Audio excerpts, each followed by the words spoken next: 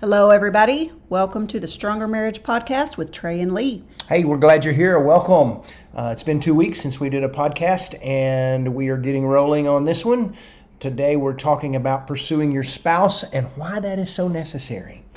We have finished up a workshop at Idabel, Oklahoma, which was fantastic. Thank you to the church there in Idabel who did a great job hosting this workshop. Coming up next, we're going to be in West Springfield, Massachusetts.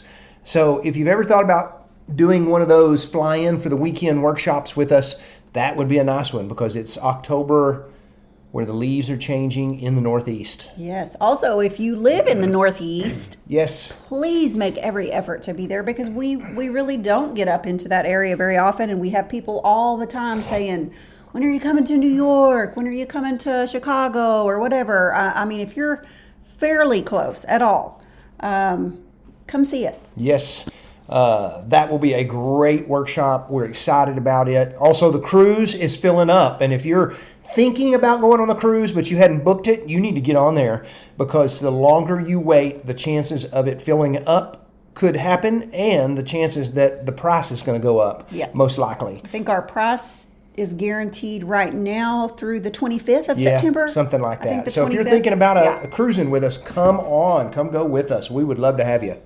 We would love to have you. So that would be fun. If you have questions, you can email us, TreyMorgan@msn.com. That'll get you there. Or jump over to TreyandLee.com and there's a form you can fill out. Will work just as well. So today we're talking pursuit, something that is very necessary for your marriage. In fact, you pursue anything that is alive, anything that you want. I want you to think for a second. I have a friend named Randy, and Randy's a big deer hunter, and I've gone with him a couple of times deer hunting, and he's got a little lease of land outside of Childress where we live. And Randy, one year that I went, we saw one. I thought it was a good deer. I'm not a big deer hunter, and I said, hey, there's one, get him. And Randy said, no, I've been chasing him for a couple of years, and I'm going to let him grow up a little bit bigger. And Randy would go out and put corn in his feeder and protect that deer, and then let anybody shoot that deer. And 2 seasons later of chasing this deer, he finally got off a shot and shot what he calls his trophy deer. It hangs on his office. But he had pursued that for years and years and years, feeding it, watching it, making sure nobody heard it, all this sort of stuff. And then when he finally got it, hung it on the wall, that relationship with that deer is no more. There's no more pursuit because that's a dead relationship. That doesn't work that way with marriage. And a lot of folks think it does. They think, well, I got her to say I do. He now wears my ring. Why do I still need to pursue him? It's because this relationship is a living relationship. It is alive. It is not dead. And it is something you need to keep doing. You need to keep trying to pursue your spouse and win your spouse. Yeah, I mean, I want to be someone who keeps pursuing my spouse, not because I fear losing you, but because I still deeply desire to know you and to love you. Yeah, and I like being pursued. Sense. Yeah, and I like pursuing you. And if at the beginning of your marriage, you did all these things like sending flowers and bragging on dressing up for dates, just little things that we've talked about in some of the other episodes. But we want to talk about some specifics that you can do as a wife first to pursue your husband, things he would like, and then we'll talk about things that wives like that husbands can do. Life gets busy, and sometimes we lose that role of a lover or soulmate, and we just keep, we think, well, Valentine's Day's coming next February. I'll send her some flowers then. Well, she likes flowers at Valentine's Day, but she really, really likes flowers for no reason at all day. Yeah. Intentionality, I mean, we say it all the time. Honestly, you can pursue your spouse in some small way every single day. Every day. Just by being intentional about it and thinking, what can I do to pursue my spouse today? Because a lot of these are very simple things. And when we say, we're going to give you a list for the husband, a list for the wives, please know that we understand that just because we say husbands will like this doesn't mean wives won't. Probably chances are the wives are going to love everything on the husband list and the husbands will love everything on the wife list. when we make it gender specific, don't think that we're excluding anybody off of a list. That's right. And we also will tell you that not every point fits every marriage perfectly. Right. So we may tell you to do something for your husband, and your husband may go, I really don't like that. So know your husband. Mm-hmm. But generally speaking, the majority of husbands will love these 9 things. Yes. So kick off number 1. Okay. Pursuit number 1, brag on him. Yeah, he loves praise. Yeah. Tell him you're proud of him. Tell him how much you love him. Tell him he looks nice. Tell him he's a good dad, that you appreciate how hard he works. Tell him he's a hunk. Yeah, that's a good 80s word right there.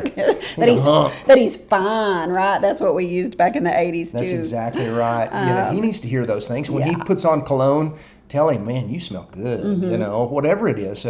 Catch him, make sure he knows that you're bragging on him about anything. Wives have a lot of power in their words because they have the ability to really strengthen and build their husbands up and kind of turn them into a super husband by giving them praise and pointing out everything they do right, because they'll want to do that more often. Yeah. They also have the ability to also pull them down with criticism all the time. Exactly. And so you got to be careful of this. But your husband, I have no doubt you went overboard bragging on him before marriage about everything, from the way he combed his hair to the way his shirt, how whatever it was, you bragged on all of it, and that hadn't changed. He wants to be your knight in shining armor, and that's why he loves it when you say, "Good job, honey." Sure. And this is one of those things that you can do every single day, that you should do every single day.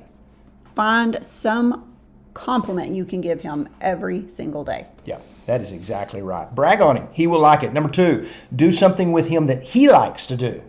So generally, most men love recreational companionship. And that means whether it's if your husband likes to golf, watch sports, college sports, pro sports, likes to go fishing at the lake, ask him to go sometime. Ask, can I sit down and watch the college football game with you this coming Saturday? Do something with him that he likes to do. That makes him feel very important when his wife will go, hey, can I do that with you? Or can I go with you? Or can we hang out and do some of that? And at least educate yourself on some of the things that your husband likes. Maybe you can't go hit the ball on the golf course, but maybe you could go, can I go ride in a cart with you? Yeah. This is just good quality time together. And he's building memories with somebody, whoever he's doing these activities with, he's building fun memories. So why not have that person be you? I mean, if he's building fun memories, if you're building fun memories, I want to be a part of that. That's good. And I want you to be a part of that. Yes. A third way that a wife can pursue her husband is to initiate sex. Now, we're going off the poll that says most 75% of husbands have a higher sex drive than wives. Sure. But so we're kind of working off the generality. Is that a big word? Is that even a real word? Okay, so. We're working generalization. Off the generalization. Okay, I've made up a new word. The generalization that most men have a higher sex drive, and most men love when their wife initiate, and that's because generally the husband with a higher sex drive oftentimes seems like he's the only one that initiates. Yeah. And sometimes when, as a man, you feel like you're beginning to beg, and nobody wants to beg. And when your wife initiates, that's like, oh, she likes this too, and that's just kind of special. Your husband doesn't want you to fulfill this part of his needs like it's some sort of chore or duty. Most husbands will tell you, I'd rather not do it with my wife if it feels like a punch card that she's just going, okay, fine, let's get this over with. But initiate sex. He loves that. And a lot of people don't know how to do that. We get messages sometimes going, how do I initiate sex? Just whisper to him, hey, don't make plans tonight. Let's get the kids down early and let's go to bed together.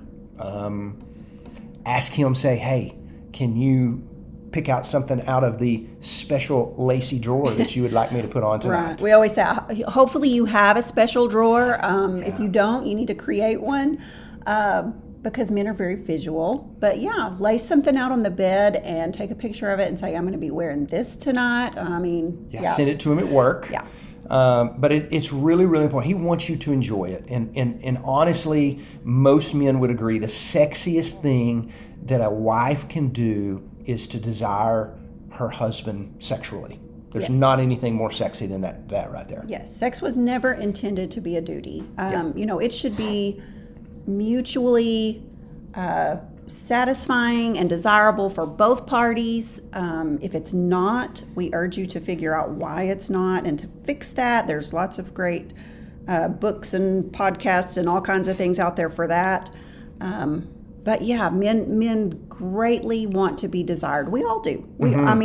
Everybody wants to feel loved and desired. And so initiating sex with your husband is a great way to let him know, I still want you. Yep. And while we're talking about it, we hadn't started the ladies yet, the wives, but men, if you're listening to this and your wife has a higher sex drive than you do, and she's the one that does all the initiating, this is your point. You jump in there and be the one that initiates. Yes. And we usually say in our workshops, that initiation should be, mutual.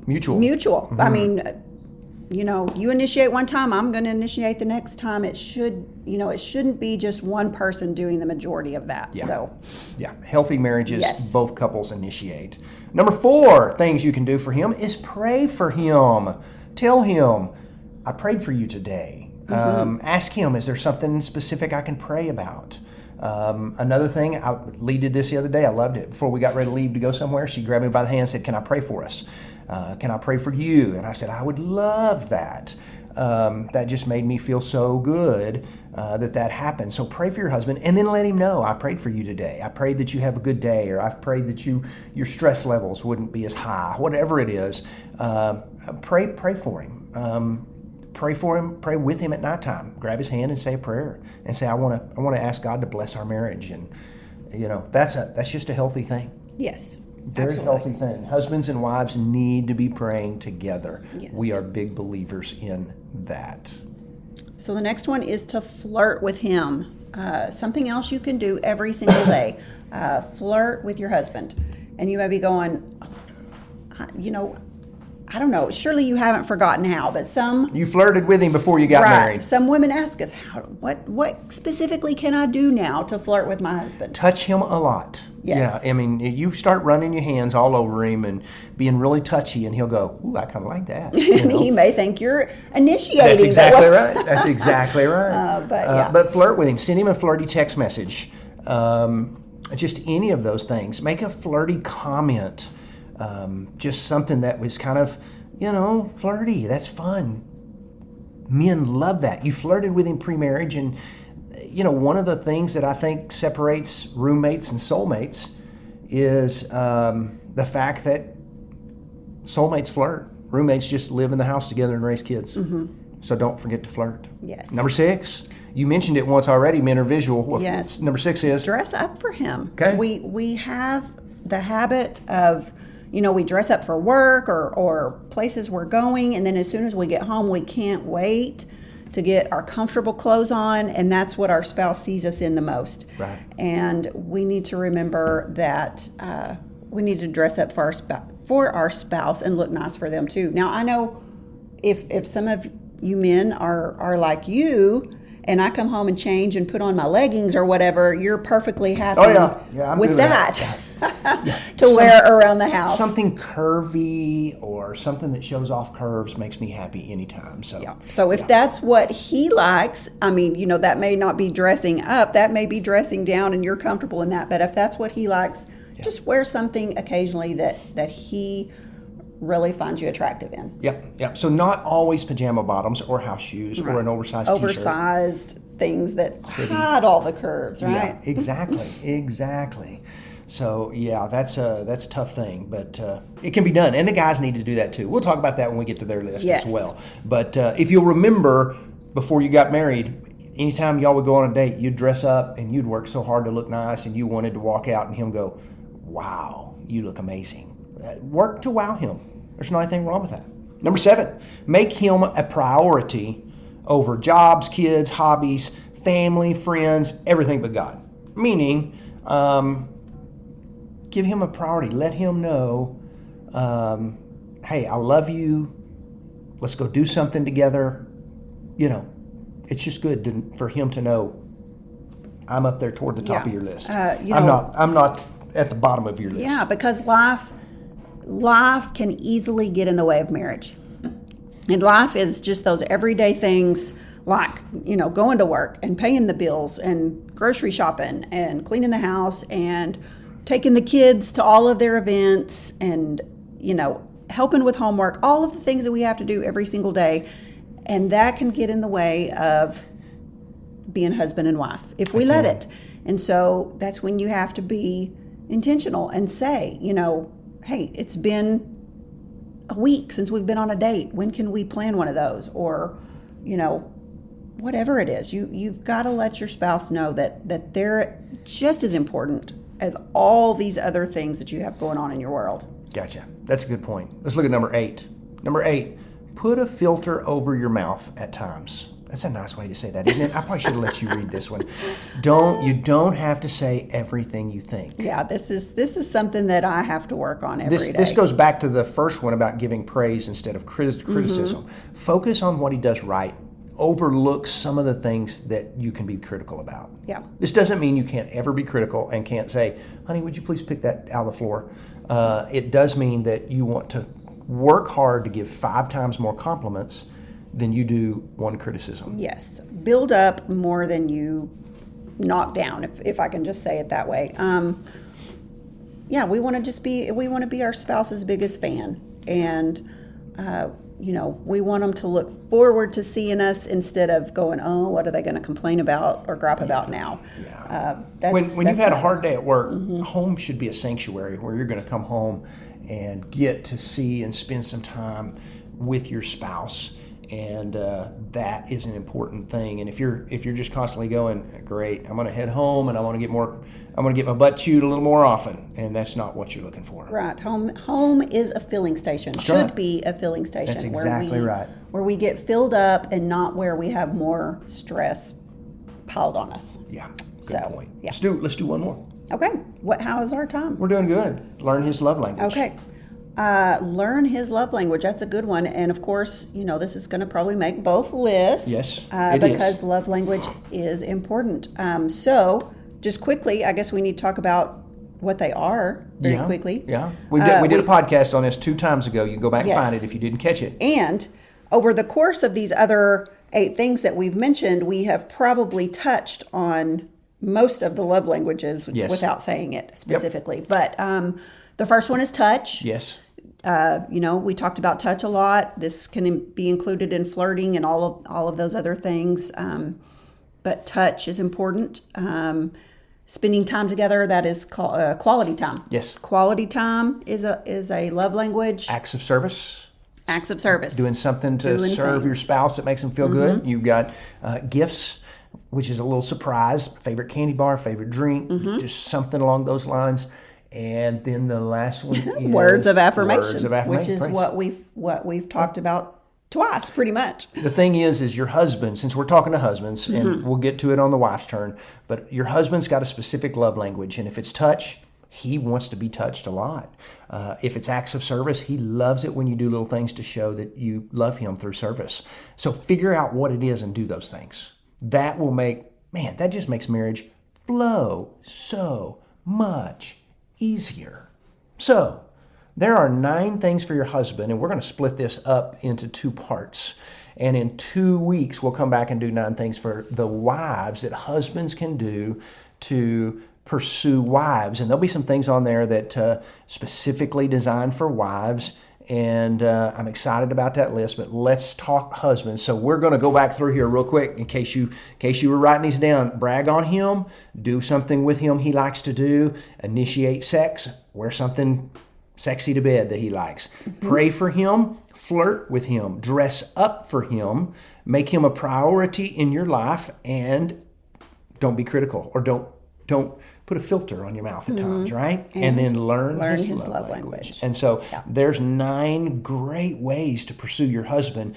And then when we come back 2 weeks, we're going to talk about 9 great ways to pursue your wife. And wives, if you're listening to this, take note and don't go, well, dadgum, my husband's not going to learn any of his stuff for 2 more weeks. You just tell him, your turn's coming, buddy, and you got to listen to this, all right? Yeah. And so, encourage him to pick it up and encourage him to listen to it in 2 weeks when we talk about pursuing wives. That's right. And then in the meantime, you just pursue him like crazy, and he's probably already going to be pursuing you, and you can be taking note when we talk about the things, and you can go, well, he does that for me, and he already does that for me. So most of the time in marriage, when one spouse picks it up and goes, I'm going to be super, super sweet and just really pursue my wife, the other one, without thinking about it, will do the same. It's just a natural instinct in humans to go, she's been so good to me, why would I not fix her coffee? Or he's been so good to me, why would I not do this for him?